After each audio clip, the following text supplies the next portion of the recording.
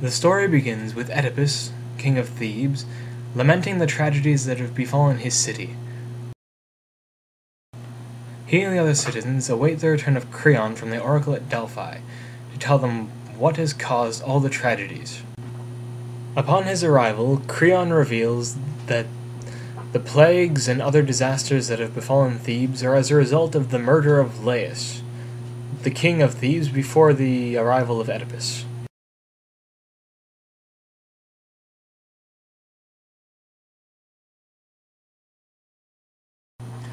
With this information, Oedipus confronts the citizens of Thebes, and asks whoever committed the crime to step forward and accept their banishment.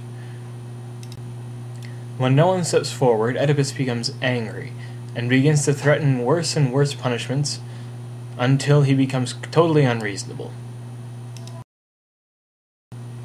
The next occurrence is the arrival of Tiresias, the blind prophet, who tells Oedipus that he knows who committed the crime, but is unwilling to tell him.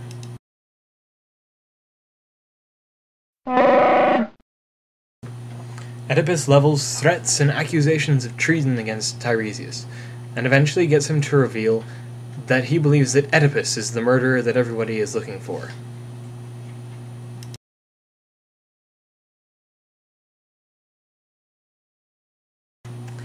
Oedipus refuses to believe Creon and sends him away, mocking and taunting him as he goes.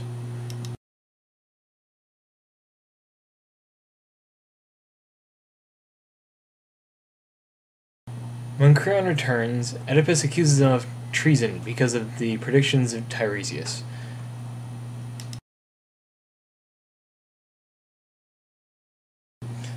They argue quite vehemently, until Jocasta comes out of the palace and tells them to be quiet in front of the citizens.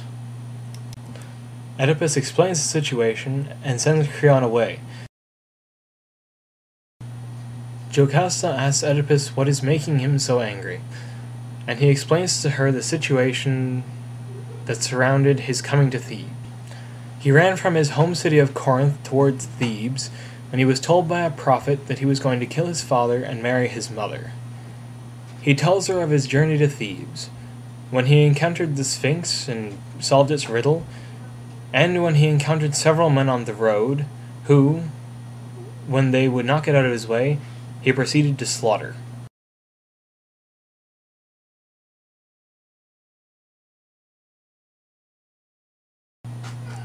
Oedipus also expresses his fear that he was the one who killed Laius, and calls for a shepherd to be brought forward who was supposedly the only witness to the crime. While Oedipus frets over his suspicions, a Corinthian messenger arrives. The messenger has news of his father Polybus, who has apparently died of natural causes, which allays some of the suspicions of Oedipus. However, the messenger reveals that Polybus was not actually the father of Oedipus. The messenger says that he used to be a shepherd, and he received the baby Oedipus from another shepherd, who Oedipus had already called for. The aforementioned shepherd arrives, but refuses to tell Oedipus the situations that surround his finding the baby. Eventually, in his anger, Oedipus orders the shepherd seized, and forces him to tell him what he knows. The shepherd speaks of his suspicions that the baby Oedipus was the son of Laius and Jocasta. The Corinthian messenger confirms everything that the shepherd has said. Oedipus flees, lamenting his fate, and a messenger appears from the palace with the news that the queen has hanged herself. With this final tragedy, Oedipus decides that it is no longer worth seeing anything that he used to love in the world, and proceeds to stab out his own eyes. Creon returns and renders the judgment of Apollo upon Oedipus, and banishes him forever from the city of Thebes. Oedipus tells his daughters to look at him no longer,